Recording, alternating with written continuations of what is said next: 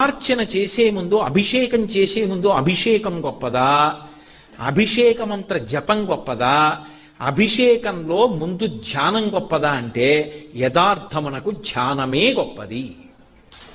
మీరు ఎన్ని పదార్థాలతో అభిషేకం చేశారన్న దానికన్నా కోరిక ఎందుకు తీరుతుందో తెలుసా? మీరు ధ్యానం ఎలా చేస్తున్నారన్న దాన్ని బట్టి తీరుతుంది. ఈ మాట నా సొంతంగా చెప్తున్నానని మీరు అనుకుంటున్నారేమో. నా ప్రాణం పోయినా నా సొంత అభిప్రాయాలు నేను ప్రార్థన చేశాక చెప్పను. ఎందుకంటే శాస్త్రంలో ఏం చెప్పారో అది చెప్తాను. అది చెప్పడానికే జీవితం చాలదు, ఇక కొత్త విషయాలు ఎందుకు. ఆపాతాళ నభస్థలంత భువన బ్రహ్మాండమా విస్ఫురత్ జ్యోతిస్ఫాటికలింగమౌళి విలసత్పూర్ణేందువంతామృతై అస్తోకప్లుతమేకమీశమనిశం రుద్రాను వాకాన్ జపం ధ్యాయేత్ ఈప్సిత సిద్ధయే ధ్రువపదం విప్రోభిషించేచ్చివం.